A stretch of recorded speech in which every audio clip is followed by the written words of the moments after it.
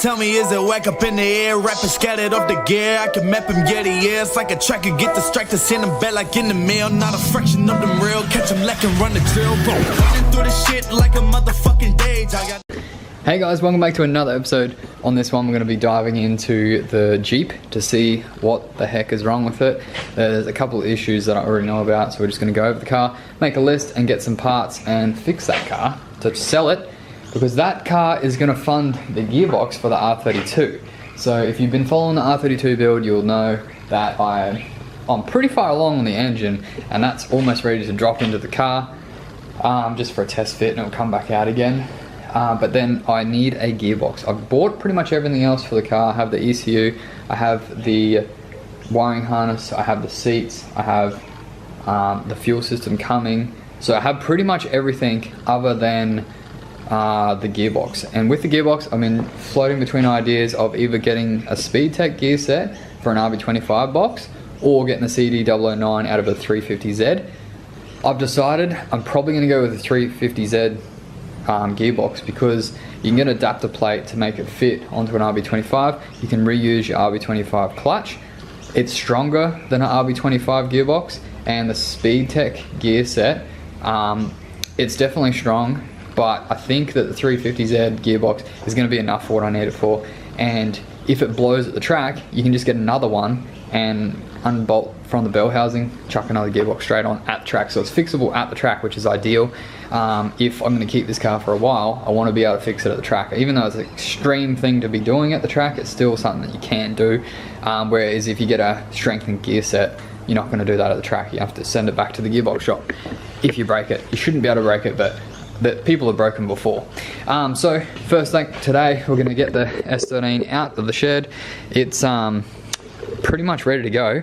I'm definitely keen to drive this. I have a couple of sets of tires, and Sarah's been begging me to go to morning session, so we'll see if we can get some morning session tickets, and we might alternate between driver's seat and holding Enzo, so that could be cool.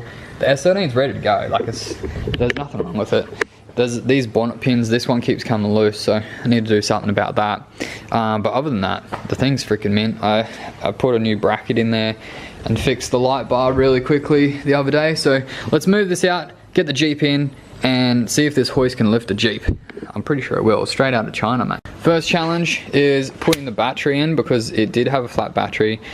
So yeah, got this one all fully charged. I also, if you remember on the channel, I was going on about this jump starter pack and it died on me. Don't know if it was Xavier's fault or if it was just the last days for that jump starter pack.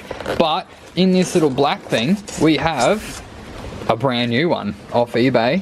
Freaking get these little rippers. Yeah, best jump starter kit you could possibly have. It's fully charged and ready to go. So it only has one light there. Why does it only have one light? Yeah, so it should be fully charged and ready to go. It only has one light there, I don't know. It is from eBay. So also I got this design because this one here is the same shape as that one, so I can actually test to see if the fault was to do with this device here, or if it's actually the pack that's faulty. So I should be able to use this one on there, and then I might have two jumpers with one lead. Maybe, maybe not. But anyway, I've got this. I'm gonna chuck this in the car and see if it starts. Right, fully charged battery is now in. Let's see if she's got some go. And hold your ear, kiddies. We're gonna be able to start the V8. Yeah, mate, she's a goer. She's a goer. Oh yeah. If you guys haven't seen the Jeep episode, this is the beast right here. This is the beast. Stinks like shit. But basically this is the car I bought to V8 4.7. Only a little baby. I bought this car to Flick, so got it 500 bucks. A good deal. I don't know what's wrong with it exactly. I don't think there's that much wrong with it. Makes a lot of weird noises. The hell that was. A lot of things move, like something out of Harry Potter or some shit. But it seems to be good. Runs really smooth. It's got a full tank of fuel, which is really cool. Yeah, it's a V8, it's a four-wheel drive. It needs a little bit of things here and there. So far, I know I've been told that the radiator has a crack in it, so we're going to test that. The aircon doesn't work, so we're going to test that. And the window on that side doesn't go up all the way. That's why the door card's off, but it is in the boot, so we're going to test that. So let's get it over to the shed. Oh, first we have to move the S13. Let's go do that. Also, a little update. There's some really exciting shit happening right here next week, so get excited for that. Been doing some trimming, some serious freaking yard work. Today's the first day off I've had in 20 days. I worked 20 days straight, and I'm freaking glad to have the day off because far out, my body was wrecked. So let's get this beast out, start her up. If you're wearing headphones, you might want to, yeah, I've got to get the key first. Let's start her up. She's got the straight pipe, so everyone close your ears.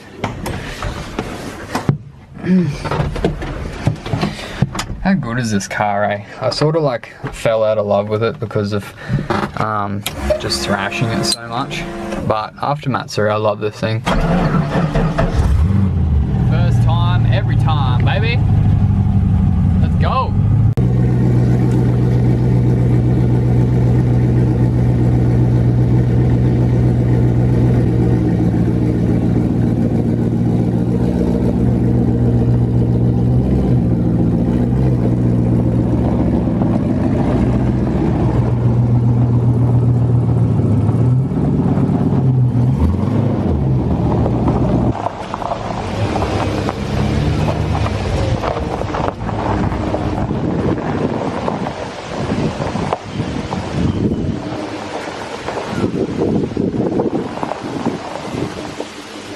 Good lord, what have we got here? What have we got here?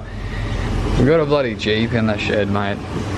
It's pretty quiet, but yeah, it's a bit bigger than an S13. Gonna see if this hoist will lift it.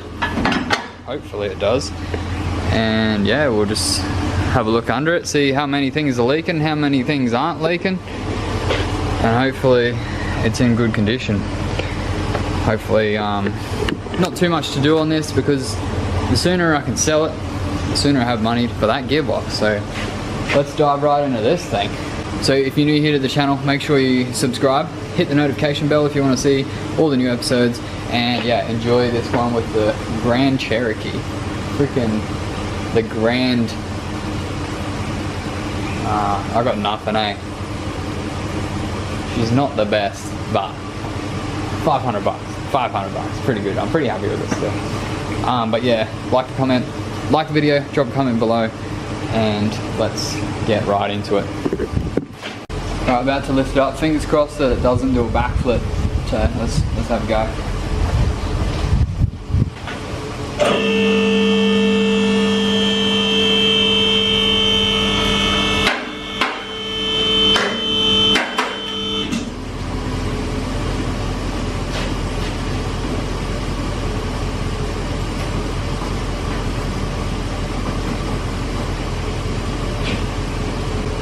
Doesn't seem too bad. It's definitely got some crazy freaking flex, bro. Look at the flex.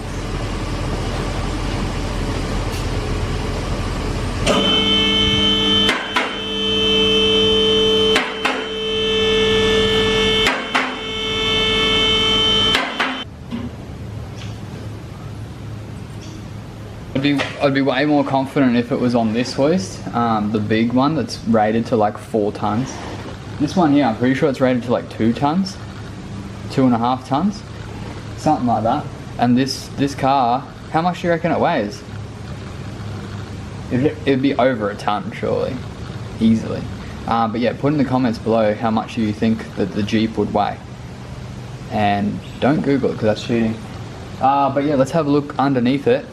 This does have locks on it, so it shouldn't be able to fall on us. So that's always nice.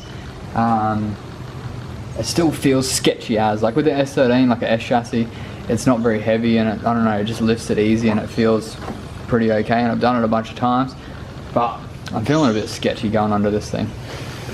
So to start off with, it's got a bunch of stuff that I've never seen before. It's got a diff on the front of the car, which is a bit odd. A bunch of arms that go in places I've never seen before, but you can kind of figure it out. So that's some kind of sway bar system. The suspension is very, very solid. Very, very solid. The springs are just yeehaw. So stretched. Engine mounts, everything's just bigger, basically. The exhaust system is tiny as shit. Looks like it has a new starter motor. You can hear a lot of creaking noises. Yeah, there's a lot of like heavy duty shit in here, which is cool. Gearbox is pretty nuts. It's an auto box. But yeah, there's nothing too much leaking. That's got a lot of shit leaking just there. Don't know where all that's coming from. It's a bit of black shit. Bit of grease, mate. All this shit looks okay. And the engine doesn't look like it's leaking much at all. Doesn't look like there's any leaks coming from anywhere up here that's important. Hard to tell, but yeah, the back diff, everyone said that these leak, and that is definitely leaking, but it's not like crazy. It's not pissing out oil on the ground, so should be alright, mate. Surely that'll be fine. The rear sway bar is something to laugh at. That's the thinnest sway bar I've ever seen in my life. Apparently that's what you need from stock. So yeah, seen better days there, seen better days. Pretty much it all works, eh? It's just been sitting around for a bit. So let's do a test on this radiator and come back down now. There's nothing under there that's very concerning at all. It's actually pretty good, to be honest. It's not even that rusty. So we've got brake pads. Huh. Well, there you go, 500 bucks. Sometimes you win, sometimes you don't. Does need new tires though, but I'll be selling without them, definitely. This is going to be a budget flip, as budget as you can get, and hopefully someone can get it and use it and get some use out of it. That'll be. I was thinking about like keeping it, but because it's like a V8 and it will just chug the fuel. I've already got a few Regos, so I don't need another one. But if any of you guys want to buy this, throw me some offers, mate. I know a couple of you love the Jeeps and a couple of you really don't like them, but this one, yeah, we'll get the issues fixed up on it and get it up for sale. So let's bring it back down. Alright, so this is a tool that I bought when I was just buying a whole heap of things for the shed, and I thought, oh, that'll be a cool thing. And yeah, I bought this. It's a radiator pressure tester, and yeah, you put these little doodaggies onto your radiator cap, take the cap off and put this onto your radiator, and then you can hook up this little pressure pump, and then you pump it up to pressure, and then you see if the pressure goes down, and you can see if there's a leak somewhere. So there's a bunch of different fittings for all different cars. I lost the diagram, or did I? Here we go. Here we go. I've got the manual here. This will tell us what to do. So in here it should tell me which ones are for which models. If that fails, I'll be just sending it and just seeing which one fits on. Oh yeah, we got some a little bit of detail here. That should be what we need. Let's suss this out, whack one of these on, pump it up and see if there is a leak or not. Alright, so it turns out in the manual it didn't say anything to do with Jeep, Chrysler or Ram, which is all the brands that this one comes under. So I ended up just sending all of them. None of those worked, but this little like custom one that just fits like anything, that fit. So happy days. Put it on there. It says don't go more than 18 psi, so don't go into the red.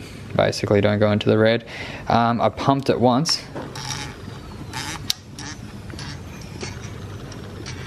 and I can hear a hissing noise straight away from over here somewhere. So that's not a good start. There's definitely like a leak here somewhere, or it could be like something to do with this not being tight enough, which is the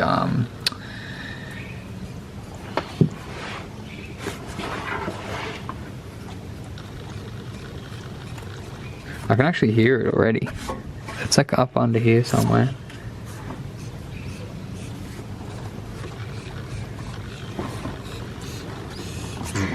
Might be like just under here. The thing is, this freaking shroud is like connected to the radiator or something, so I can't even take that off.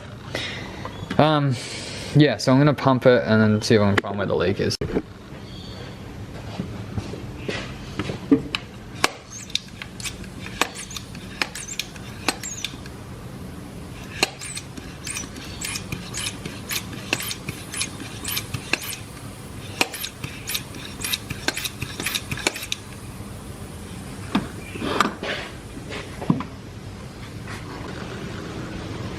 Looks like I can unbolt this shroud very difficultly, so I might try and do that. Get it out of the way so I can see, because it's not even holding any air pressure, it's just like straight away just letting out the pressure. So it must be a pretty big hole, like it doesn't even overheat. I haven't taken it on like a proper drive, but just in the backyard it doesn't overheat, so bit weird, because your coolant system's meant to hold pressure in it and can be completely sealed. So yeah, that's strange. And it's not like it's leaking any water out. Alright, so I'm pretty sure this radiator is like completely leaking through a gaping crack or something on this side here. So I'm just going to start taking it out. One of the convenient things is with this Jeep setup, this top plate here, that's like your top radiator support, is unboltable. I freaking love that idea. That's sick from stock. So I guess it's because it's got a V8 in it, it's quite a big engine, and to get it out would be easier if you can take this top plate off, which is sick because JDM cars don't have that. So you have to modify it to make it do that, and then when you modify it to make it do that, it becomes illegal, but this is stock, so it's fully sick. But yeah, so I'm gonna unbolt everything and pull this thing out. I know that on newer cars they have those special freaking auto transmission coolant hoses that go to the radiator, and I think one of them down here I might need like a special disconnect tool, that little plastic thing that goes in and pops it off. I'll show you if I do need it. I think I might, and I don't own them, so that's going to be another tool that I have to buy, but we'll battle that when I get to it. Let's see if we can pull it all apart. One eternity later.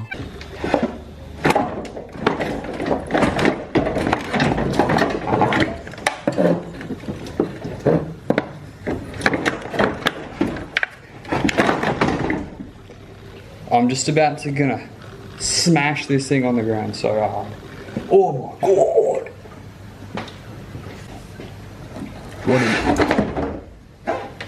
What a joke, mate. I'm so close to like reversing this thing out and just setting it on fire. Go back to my Nissans. What a joke. What a joke.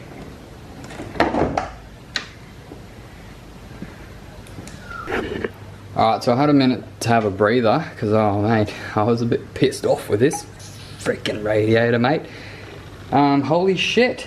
So I've never taken out a radiator of a stock car that has auto transmission and a bunch of coolers and freaking condensers and all the rest of the jazz. It's a lot more tricky because there's a few extra lines. They run the automatic transmission fluid, they run it through the radiator to keep it cool, or to help cool down the fluid. So it's a lot more challenging. There's a couple of things that are harder to get to. This motherfucker is tight. They have made this thing as tight as they possibly can. A very poor design, absolute bitch. And I betcha whenever the Jeeps go into, or this particular Jeep goes into the workshop at the Jeep dealership, I betcha the apprentice gets this freaking job. Holy shit. But like 3 hours later, the radiator is out. I had to remove like the whole front end of the freaking car, mate. All the bolts are like all different sizes because you've got American shit, and then you've got Australian metric sizes as well. Absolute joke. Thank God I had the hoist. It was definitely a luxury. There's a bunch of shit in here that doesn't want to come out, all wants to stick together. So I was trying really hard not to damage this, and I'm pretty sure I haven't, because that's your aircon there, and then that's your transmission cooler or something. I don't know, oil cooler for something else, mate. Surely it's that. But some dumbass thought, let's make sure these lines, these steel lines here, are secured onto the radiator for whatever reason. And there's like this shitty thing around here, and I just cut it because it's metal and it was holding on. But later I found there's a screw up in there that you cannot see, and it's so hard to get to. And yeah, anyway, just cut that off to get it out. This thing is a piece of shit, and it was leaking through up here somewhere. You can see the marks on it. You can also, I noticed when I was pulling it out, this whole top row here, look how shit quality this is. Just falls to pieces. Look at that. That is some shit, mate. That is some proper shit. Unless it just got really hot and overheated a couple of times and then it's weakened it or something. But that's just like so shit. Anyway, if it was my radiator and I was gonna keep it, I probably would have got halfway through that, and I would have just, because I seen this straight away, and I would have got some of that, what do you call it? It's like that gooey knead stuff you can chuck in there and make it seal that everyone uses out at the track. JB Weld, some of that would have chucked it in there and stopped it from leaking. But since I'm going to resell it, I should probably do the right thing and put a new radiator in there. So, got to get a new one of those and chuck this in. But this fan shroud, man, surely they could have made it so that this top piece comes off or something, because there's all this shit connected to it down there, like hard lines all going into it, but it's just going to be a bitch to undo. So I was trying to leave on as much as possible, but anyway, it's out now. I actually did some work for once, not like when you work on this and it's all nice and easy, mate. Nice and easy, unless I'm just like used to having aftermarket shit where there's no plastic stuff in the way and there's no crap like fuel emissions and all that bullshit. Anyway, far out, that job's done, thank goodness. And mate, I was like, oh yeah, I'll only have a couple of bolts, I'll just chuck them up here. What the I got so many bolts and shit here. Also, one of the main things that was a pain in the ass was this lower hose. Freaking, the angle of that is on the biggest bitch of an angle, and down there's some like huge ass thing that bolts on the side here. It's something to do with the sway bar. Don't know what the hell that is, but that takes up all the room down there, so you can't do anything. But anyway, if anyone's gonna do this exact job and you got this far in the video, mate, it's a shit of a job, and you don't want to be doing it. It is the shittest job. But anyway, got there. I was getting a bit mad at the end there. Did break a couple of plastic clips, because that's what you do when you get mad. Anyway, gonna order a new one of those, chuck it in. Hope you enjoyed this episode of me getting pissed off. It was supposed to be just like a quick little one, because I've come to a halt on some of my shit on my 32 that I can't do, and everything else is being held up. So I thought it would be like, you know, good idea to just jump in here and start working on the Jeep. Turns out you guys were right. It's a bucket of shit. Yeah, if you guys, but I know some people would just really like this car. It's just not my thing. But I'm hoping to make some money off it. So I'm gonna do a nice new job, clean up the engine bay, make it all nice and pretty, make sure it doesn't leak, and send it on its way to someone else that loves Jeeps. Thanks for watching, guys. Like, comment and subscribe. Write in the comments how much you reckon a new radiator is going to cost. Of course, eBay, if I can get one. Just drop it in the comments. Closest one wins a bag of lollies. See you on the next one.